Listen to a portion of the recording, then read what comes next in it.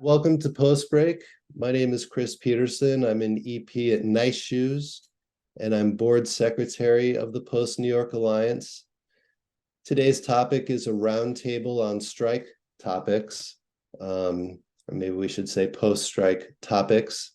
Now to introduce our moderator, she's a post supervisor. Her focus is scripted television. Her credits include P-Valley, Genius, and everyone's favorite, The Bear. Please give a warm welcome to Tiffany Brown. I'm just pretending that there's a round of applause. Thank you all. So as Chris so eloquently put it, yes, I'm Tiffany Brown, Post Super. Welcome to our roundtable. I'll also introduce our panelists. Today we have Vivian Connolly, who is CEO and executive producer for Phosphene.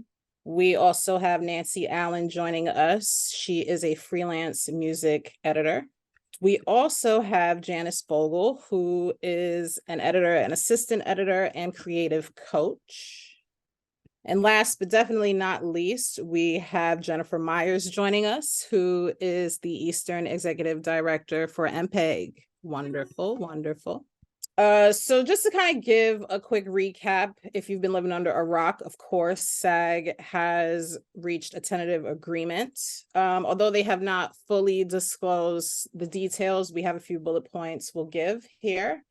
Of course, the deal has been reached. It's valued at $1 billion, and that includes a streaming participation bonus, unprecedented provisions for consent and compensation that will protect members from AI, substantial increases for pension and health caps, pay increases for background performers, contract provisions protecting diverse communities, and minimum compensation increases that are above pattern, whatever that means. So I guess we'll start off this with the essential question. Why are these strikes so important and necessary at this time? And I'll open that up to all panelists. Hi, everybody. This is Vivian from Phosphene. This is my personal opinion.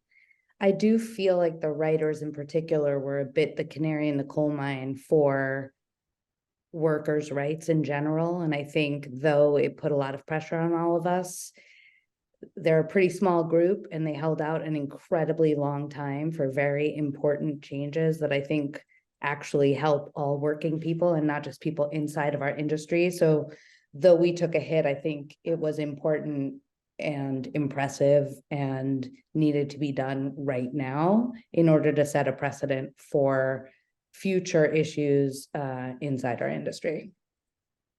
I also, can I build on that? I think that, before I signed into this, I did a quick Google of labor actions since 2020. And it made me think of the fact that with the financial crisis in 2008, a lot of people, not well beyond the entertainment industry, but workers in general, it was a terrifying time. A lot of people were in positions where they were doing twice as much work for half the pay. And I think that started a trend in terms of compensation, in terms of workers' rights, in terms of a whole host of issues around the work environment, that when we went sailing into the pandemic just, it was an extraordinary experience.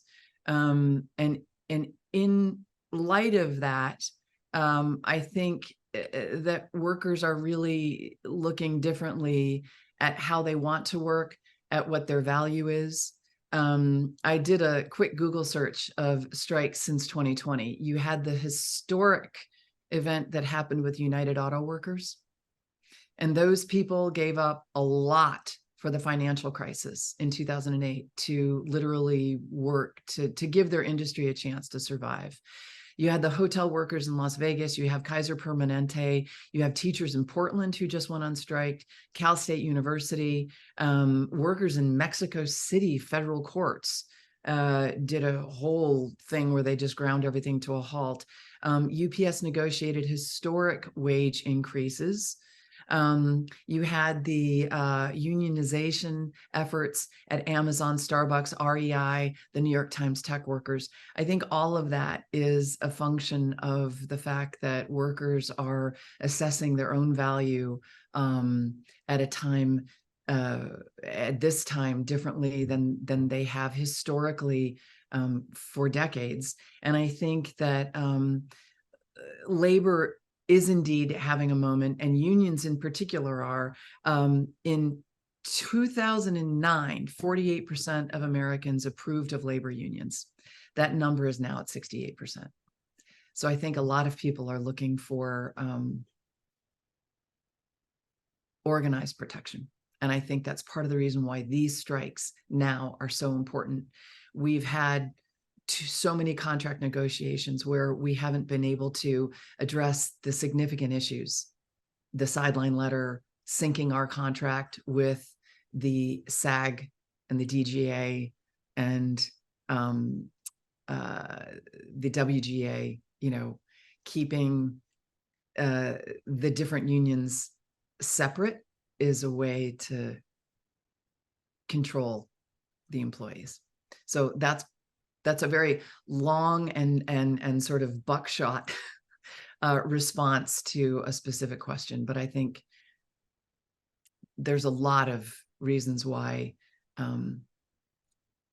our sticking together as a group right now is as important as it's ever been.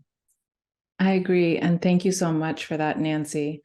I just think it's amazing that there's such a great turnout today. Thank you all so much for being here. I think Post is historically very divided. And I wanted to say today that we are divided and conquered. And so coming together in these forums to talk about this is so magical and important. And I hope we can, really bring more community and unity to our field as we move into negotiations next year. I would add, I think you covered everything really well, Nancy, that I might have said, but also for us in this industry, in particular, you're right. It is part of a bigger picture of renewed labor militants, union activity that's been building over time, even since before 2020, a few years before. I don't know if everyone remembers, there were wildcat teacher strikes where there wasn't even that were inspiring in the Chicago's teachers union. So we've been kind of building to this point over time, since 2008 and maybe even before then. But in our industry, why necessary at this time, in addition to our bigger context, we need to deal with the way that the landscape has changed as a result of streaming. And I think that that's part of what has led to this point for our industry, in conjunction with what's happening just more broadly in the economy with working people.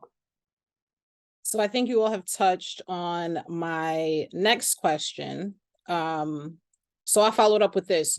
Why do you think it is so crucial for us to keep this momentum going? And how do you see what is happening or what has happened with the SAG and Writers Guild strikes? What kind of effect now do you see? I guess, let me re-articulate that. What do you see happening forward now with when our turn is up next year? What do you think the impact is going to be based on what we've seen delivered from SAG and the Writers Guild as far as unity and solidarity? Well, it's been a really good demonstration, I think, for members, for IA members, of how solidarity gets the goods, or however you want to put it. And it was a way to kind of exercise those muscles for people in advance and see that they could do it. We have been, there hasn't been this much unity in industry-wide for a job action, certainly in my time since I've been around, and really saw IA members step up and want to support their brothers and sisters in the WGA and SAG. And, we know that we have a lot of issues that we want to deal with, that we need to deal with in our next round of negotiations. And the time is really now, and people have been getting ready and paying attention, and it's engaged a lot of members in this fight. So I don't. What else wants to say?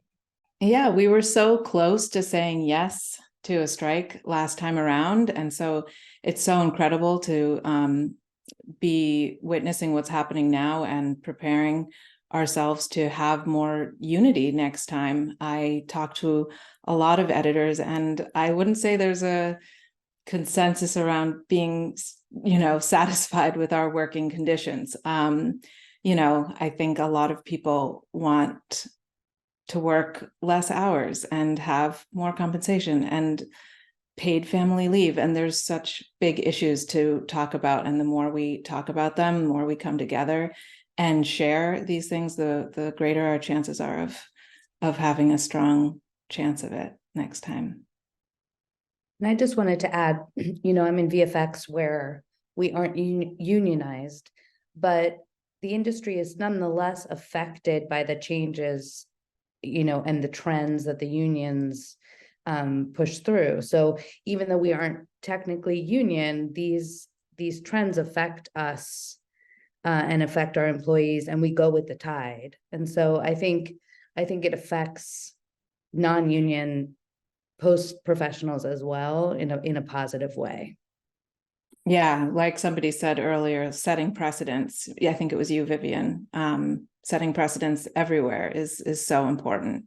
And we're going to probably get to that later when we talk about rates and things like that. We were having a conversation briefly about the contract action team in regard to the union. Nancy, I don't know if you want to touch on that a bit. I signed up on the Editors Guild website to be a contract action team member, a CAT. And I encourage everybody who cares about this at all to consider doing so. Very specifically, what that is you choose a small group of people with whom you work, not somebody who works for you, not somebody where there's a power situation, but somebody with whom you're comfortable speaking, having real conversations about these issues like we're having now. Somebody, if you had to have the conversation about why is it important to vote? Why is it important to vote to or not to strike? The union is proactively setting up a network of people to communicate, members to communicate amongst themselves. Think of it kind of as deep canvassing. People who are talking to each other, people who are reinforcing information from the union. And I have something I can share with you in a second. And people the CATs who can take feedback back to union members and union leadership who will eventually be participating in the contract negotiations. I encourage all of you to do it. It's incredibly empowering. And it's just the practice of kind of deep canvassing, of listening, of meeting your colleagues and your coworkers where they are so that everybody can stay together. We've been talking a little bit about unity. I think that's going to be crucial in these next several months, helping each other out. We don't know exactly what the landscape is going to look like after this last year, which is really, we don't know what it's going to be, but it's just basically a network of union members talking to union members. The one thing I did learn at the orientation, which I had on Monday night. And I suspect there are many people on this call who are cats. But the one thing I did learn, and I don't think I'm betraying anything, I'm actually taking this opportunity to kind of put this out there. There will be a local 700 specific industry survey being delivered to all of the 700 members in the next week to 3 weeks. It will deal specifically with issues specific. I'm using specific a lot, apologies. They will ask questions specific to post-production and 700 members.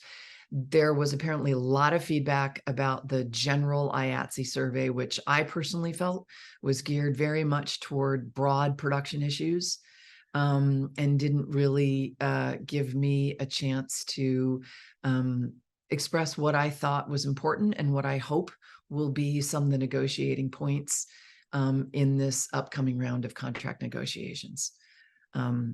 So I hope that was helpful.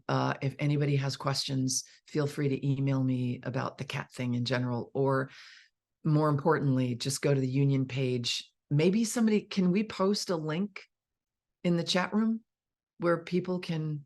You can get in touch. You can get in touch with the office as well, or our organizing department if you're interested in getting involved. Yeah. What Nancy's describing is basically it's our internal organizing program. That's what they call it. In other unions, when you do this to get ready for our basic agreement contract negotiations next year. Now in Local 700, we have other contracts that our members work under other than the basic agreement, but this is our industry-wide kind of agreement that's analogous to the SAG and WGA agreements that have just been settled.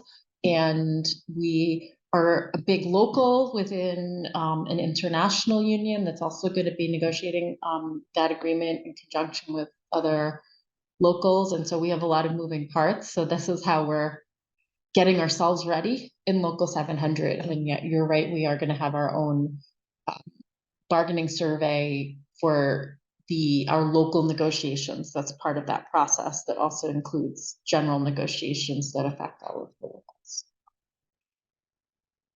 Joey Winterbotham has very helpfully posted the link to the contract action team thing on the website in case anybody's interested. So moving on, although things are looking promising, we of course don't have timelines, but I would assume some folks would still be going through the freelance motions. So if we could touch a little briefly on the freelance lifestyle, and how do you all, or how did you become comfortable with it, especially during these times? I'm sure some of you on this panel have experienced a strike before this one. If you want to touch on that, what are some things you're doing or were doing during the strike to sort of keep busy or stay in the loop? Or maybe there are some things you had more focused on now that you had time to, if you want to touch on. I will say that in my experience, we've been historically encouraged to have one very specific focus.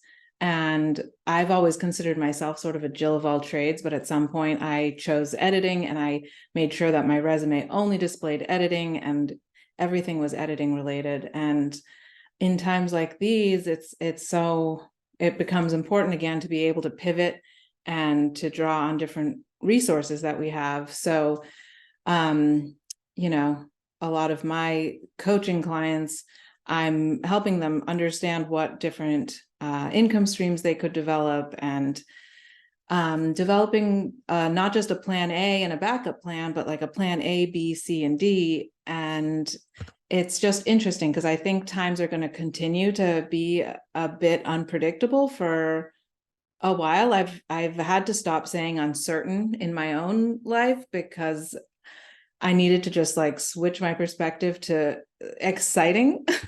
That just helps me stay in a hopeful mindset. But I think, you yeah, I think the next generations even are going to have a different encouragement to draw on multiple skills, so that there are things to fall back on in challenging times. And of course, there's a lot of practical things like saving and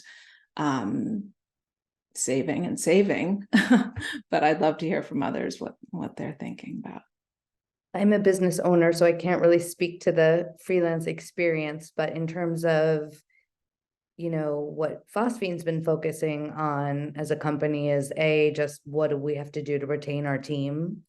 That's been pretty much the focus of this entire time, as it was during COVID, which we were able to hold our whole team during COVID, and so far so good. We've held our whole team now, but it's been reimagining how we do things, shrinking things, doing them over a longer period of time so that we can keep the income inside the company for our employees and so it's been actually limiting to the freelance community, which is a heartache, but I have to think about it as like kind of our staff. That's sort of has to be my first priority right now. And then we've been focusing on efficiencies and pipeline streamlining and technical efficiency so that when this gets back, we aren't left behind technologically. So for those of you who are in technical specialties, I think if you have the time, making sure that you're at the absolute cutting edge of the technological resources for your particular subs field, I think is a really, really good use of time. And I also think it's always, you know, if you're a little bit more experienced, I think it's always a good use of your time to be mentoring, either inside or outside of this field. I know that when I'm feeling hopeless and helpless, that is my go-to, inside and outside of this field, and I highly, highly recommend it.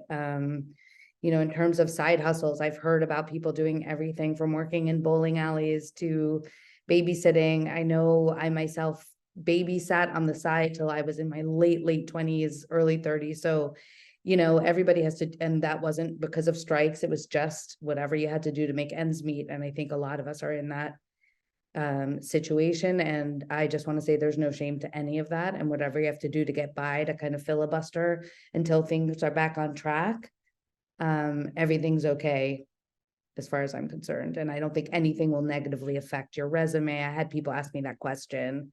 Should I keep it off? Should I keep it on? I think it's an interesting conversation piece, and I think everybody gets it. And I think having to do some sort of side hustle doesn't reflect you badly. I also think, like, as a freelancer, sometimes when there's no work, even though it's beyond our control whether we have work or not, it's really can be taxing on our self-worth. We tie so much of our self-worth sometimes to having a job. And so it can be challenging to take care of yourself and prioritize your health in these times. But one of the most important things to do in times like this is prioritize your health and well-being, because those costs can really, really be scary. And so, yeah, I just encourage everyone to try to stay healthy in hard times. And somehow I didn't think of myself as a business for most of my editing and assistant editing career so far. But as soon as I began my own coaching business, it's like, oh, well, I've been running a business for the last 13 years. So thinking of your career as a business, that can be really helpful in terms of maintaining your freelance mindset and that strength to take the risks that it takes to remain freelance. I'm sure a lot of people are like, oh, I wish I had a full-time salaried position at this point, but hang in there. What we do is so amazing, and we're all here today because we love this industry and love being creatives. What else can we talk about freelance wise? I could talk about this all day. I was also going to add a bit to the mentoring that Vivian suggested. I highly suggest it as well. I've had a few people reach out to me during the strike just to have a quick Zoom and talk about, being a post super. And I've also reached out to people to talk about writing or sound. people will lend you the space, and people love talking about themselves and their jobs. So this would definitely be the time to inquire. And if someone does not respond to you, that is okay. For every rejection, there will be someone who will open that door for you, for sure. I just also want to add that no response sometimes only means no response and isn't necessarily a rejection. There are times where I usually tell people to reach out to me, and if they haven't heard back from me in 2 weeks, to reach out again, because sometimes whatever is on fire takes precedent. And so the person could have just forgotten, and it's not personal, and try twice. Yeah, I think it's really incredible how I've been very grateful for everyone who's reached out to me during this time, and it's been really wonderful to help people like upgrade their resumes and really like take this time to be like, what do I actually want? I talk to a lot of people who, you know, are kind of afraid to want what they want. And that seems to be the first step in terms of like really reaching your dreams. Like some editor that you really want to assist for isn't working right now. And now is the time to reach out, like Tiffany said. So it's been a pleasure to have more time for community and networking and mentoring people and upgrading their resumes and trying to break down barriers of entry at a time where people are more available. I'll say, and this is building on everything that everybody has said, for so many years at the start of my career, every time I would finish a job and I didn't know what I was going to do next, I was convinced I would never work in this industry again. I think that's kind of the nature of learning how to be freelance. And the thing that always made me feel better is staying in touch with, staying busy and staying connected to people. So whatever that means and whatever your version of that is, it's very, it was very, very helpful to me. And especially, yeah, it's very helpful to me. That's what I do as a freelancer to survive in between jobs anyway. Just staying busy with something that I believe in and that I feel is productive. And whether that's volunteering or something else, and then staying in touch with my colleagues who I know I can feel safe around. I love that. Yeah, you know, I think what you're getting at reminds me of just like, we're all humans. That's what we're doing. We're creating art for humans, and we want the industry to be more humane. Ultimately, that's what all of this is about, is making it more humane. And the more human we can be, the more we can assume that other humans are humans too, and reach out and be excited. And like when I get an email that somebody loved my work or something I said, I'm just like so grateful to hear from them. And I assume that anybody will be grateful to hear from me. And yeah, if they're not, then those aren't my people. We did talk a bit about, well, Janice covered a bit about mental health, or self-care rather. I do want to include mental health with that. Inga, can you confirm, are folks able to get free therapy sessions, at least 6 sessions, through their insurance?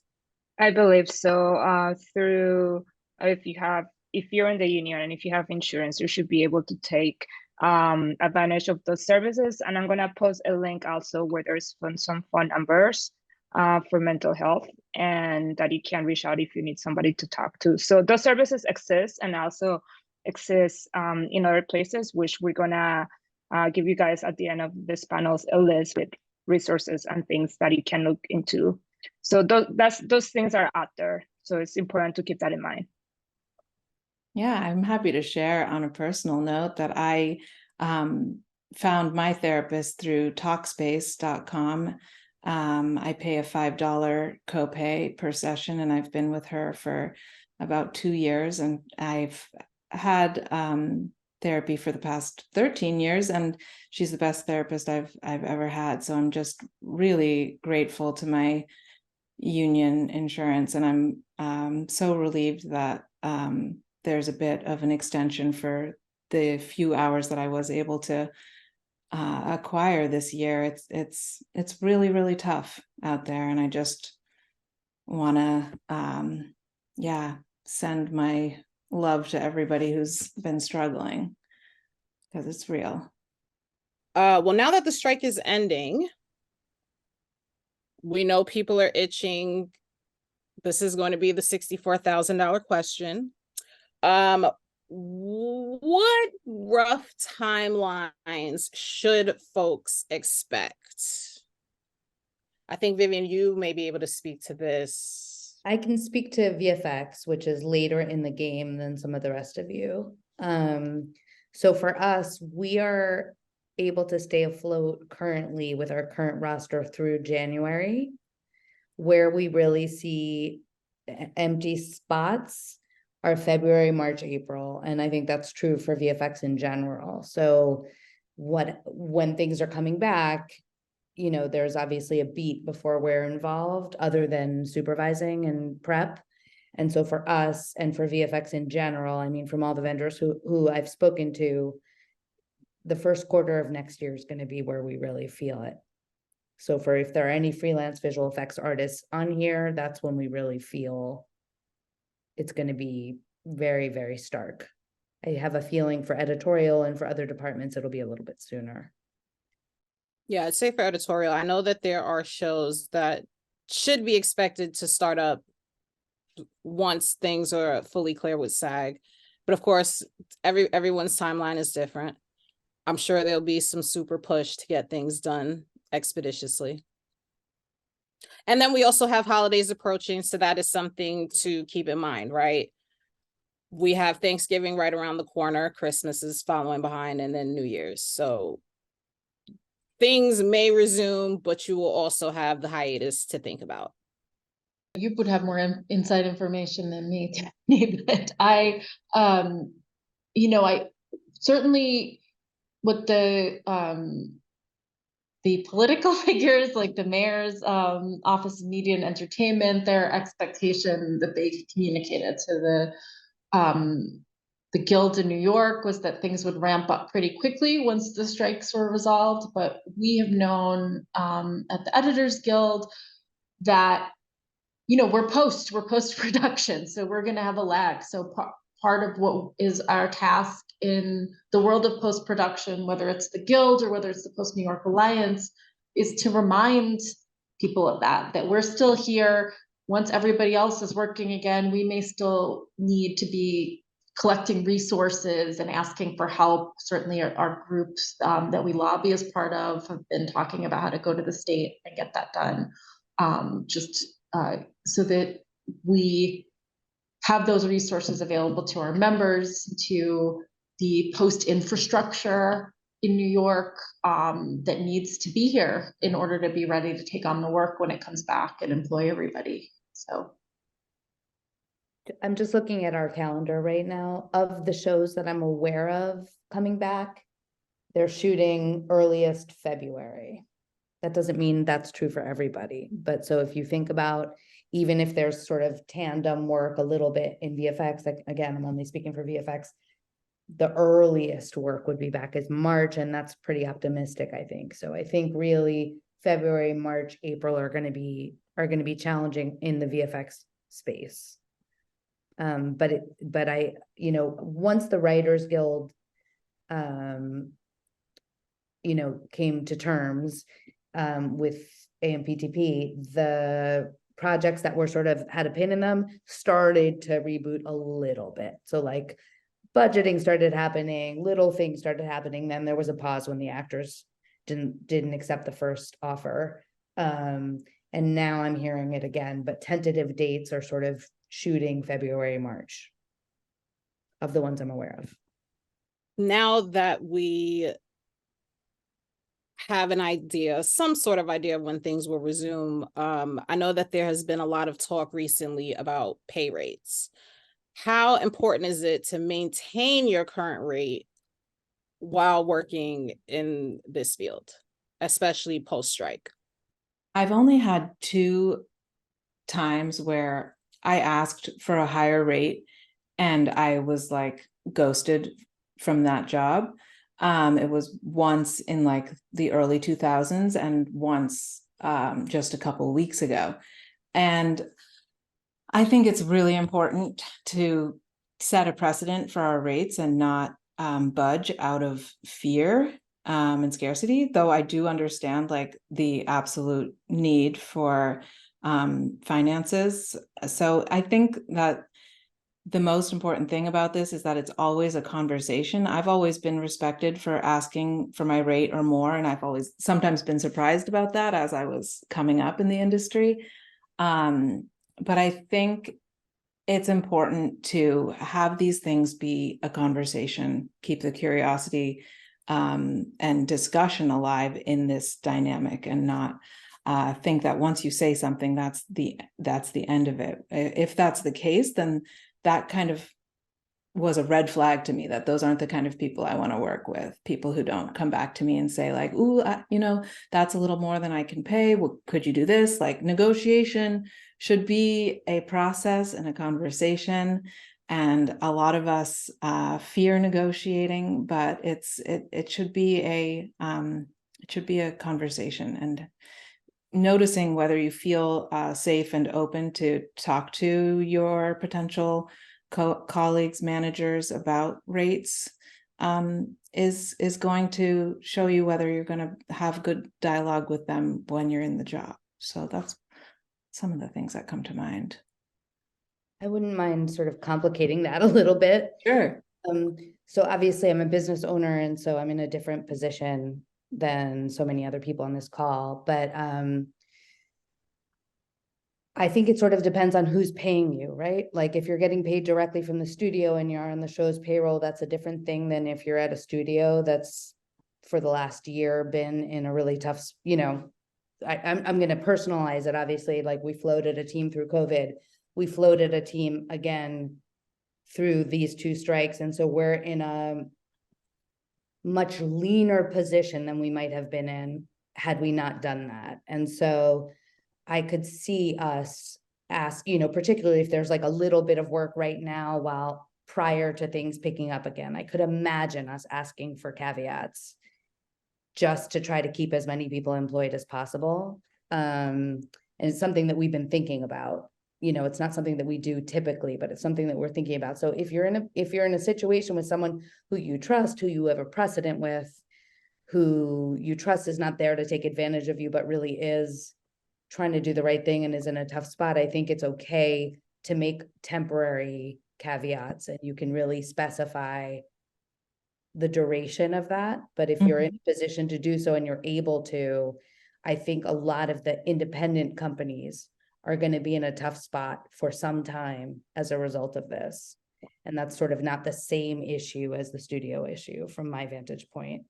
I'm happy to take any dissenting opinions, but there is that sort of, we're in a really weird spot because we're stuck in between, and we're not union. We support the unions. We're affected by it. We're trying to take care of 60 people. It's not so easy, the situation that the vendors are in. I love, what you're saying, Vivian, especially just highlighting that if it's presented to us in that way, then it's like such a great conversation, and we can be unified in that, like, yeah, let's do this. And here, giving you suggested that you would be transparent about it being a temporary, and let's talk about it again after a certain period of time.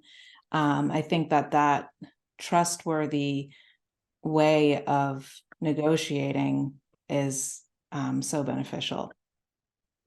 Okay, I'll chime in. Speaking to that,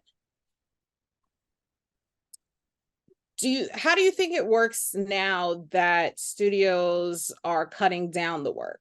So allegedly there's like a third less projects that will be produced after this strike. Allegedly. I think New York's in a tough spot because, and this is no judgment, this is just a fact, rates here, again, I'm speaking to VFX, are higher than they are even in comparably expensive locales like London. They're twice as high here. So sometimes more than that. So even with the 30% rebate, it's very challenging to convince studios to work here because we're more expensive than other locales. And there was a boon in rates post-COVID because there was so much work that there was I don't see that happening this time. I could see there needing to be either a hold or a slight reduction in rates in order to stay competitive. When I'm not just talking about everybody's rates, I'm also talking about our rates, like in order to stay competitive with other territories.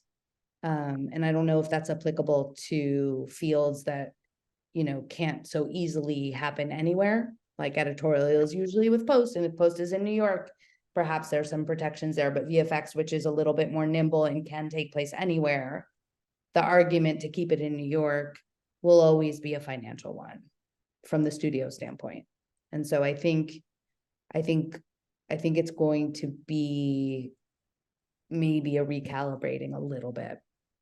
I'm looking at the panel with doughy eyes in case anyone else wants to chime in on that. And the positive spin on that is Netflix put out an article, I think it was yesterday, that they're going to do fewer, better shows, and better shows usually have bigger budgets. So it's possible that rather than sort of a glut of content, the content that comes will be better budgeted and better resourced. It's possible. But I think that we know, they have fewer resources as a result of the gains from the unions. We know where it's not going to come from, right? And so, and we as Post already struggle because we're usually the last in the line. And so I think it's going to be a little bit more conservative than it was after COVID, but I don't think it's going to be a bloodbath. I have a question for you, Vivian, and do you think that New York specifically has a post-production incentive is going to help us to bounce back more, even with the predictions you're making? I do. Our rebate is excellent. Yeah. And it is now, as a result of this, efficient because now people are getting reimbursed quickly and they were able to catch up during this. And it's robust and it's for a really long period of time, and that's fantastic. But if you compare it apples to say doing VFX in Spain or something, even with a 30% rebate, we are really expensive. So I think there is a little bit of a reckoning that may come in terms of the leaps that have been made, in at least in our part of the industry. That's my feeling. That's not, a fact, but that's sort of the feeling I'm getting as I'm talking to executives, and that there's caution, there's a little more, there's a little bit tighter budgets, less willingness to spend. I'll wrap this up by going over resources, and then we will take questions. Sorry. We'll take questions after I go over resources. So, Becky, I guess if you want to share that list. We have different resources if people need financial assistance. I would highly suggest reaching out to the Entertainment Community Fund, formerly known as the Actors Fund. They have a plethora of financial assistance programs, and it's not directed specifically to the strike. Like, this is something that they do year round. I was able to get financial assistance from them. It looks like we have some info that is in the chat if you want to take a look for yourself. It's pretty simple applications to fill out, and then you just need to verify your previous your previous financial gains while working in the industry. I think they asked for about 5 years of financial documents. So Chris, if you want to take questions from the audience, I guess we can segue into that now.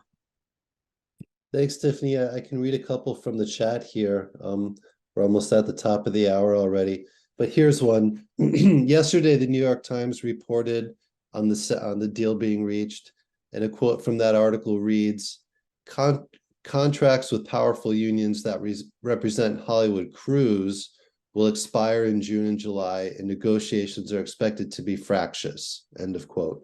So aside from Local 700, can anyone give kind of a general overview? How many other unions' contracts are up? When do those negotiations begin? And given that several unions will be back at the negotiating table, could we see a more realistic and timely response from the studios? Do we think things are going to go down the same way, or who's got some perspective on that? Well, I can say our hope is to start in a, our plan and what the IA's plan is to start in advance. Hopefully in the spring. It's a negotiation, so they have to agree, but we have to agree on meeting dates. But the unions are Hollywood studio locals, Local 700, which is us. We are a national local that are under the basic agreement, which is the contract that expires July 31st, 2024. There are a number of locals that just have jurisdiction in Los Angeles County, but people often travel under that contract that are also part of the basic agreement. And then there's also 600, which is camera, which is national, like Local 700 is.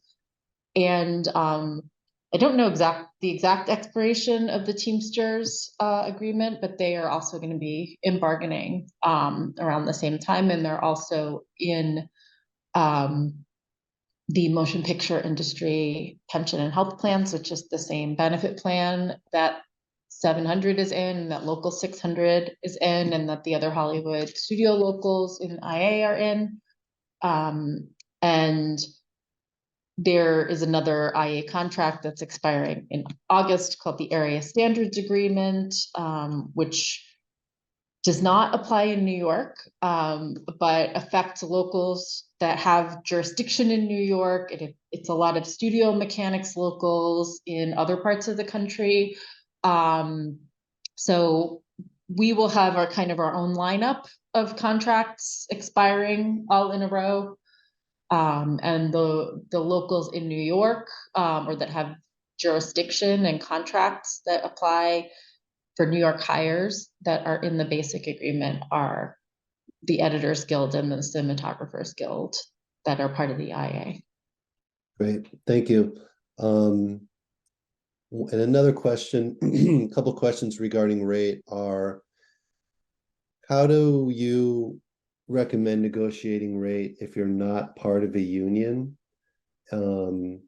Firstly, and secondly, does anyone anticipate the studios and streamers kind of trying to aggressively drive down rates because they know people are hungry for work now?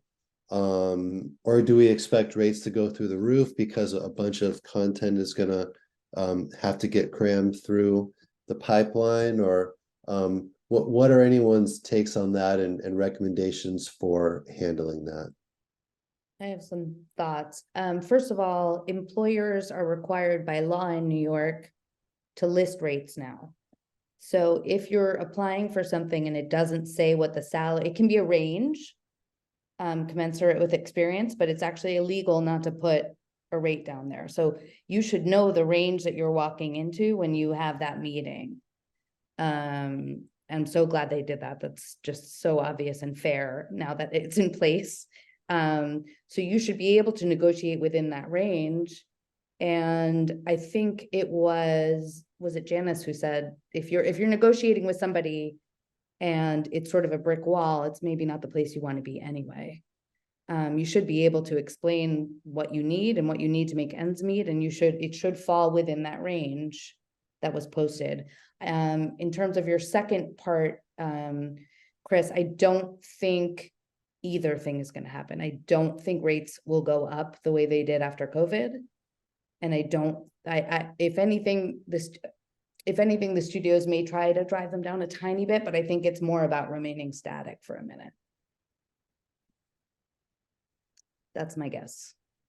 I think it's really important to be transparent about rate. I'm so glad that that's the law now in New York. And I think that it's important for us to be transparent about our rates with each other. There is the rate survey that you can fill out on postproductiondata.com, and that survey has been going on for a few years. So you can find that information. If you need more guidance, you can reach out to me.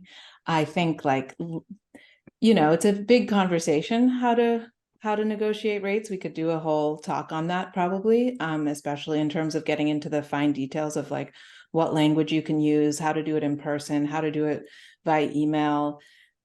But transparency is really like the most important thing. And also it came to mind to like always talk about the value that you can add and bring to a team. And though, you might be asking for a raise because you have a higher rent or need money for some other reason, the leverage is going to be in how you can prove that your value will be worth that to your employer. So that's sort of answering that end of the question. But I certainly work with a lot of people on what language to specifically use. So yeah, reach out to me if you need some guidance on that. I think it's also important to sort of know what your level is and where you are, and to not be overly impatient about that. Because the one thing that will, at least in our world, really negatively affect whether or not we employ you is if you're massively overcharging for your ability. So as you go through the stages, sort of find out where you are. Are you just starting? Are you just out of school? And have you spoken to someone who's been doing this for 10 years about what the salary range should be? And are you comparing yourself to that person who's done it for 10 years? Or are you comparing yourself to somebody else who's just starting? For the first, at least in VFX, for the first year or two, mostly we're teaching you. No matter what you majored in school, mostly for the first year or two, we're teaching you. So you wouldn't want to compare your rate to someone who's been doing this for 15 years and then ask for that. We do have that sometimes too. And that's a very uncomfortable position for the employer.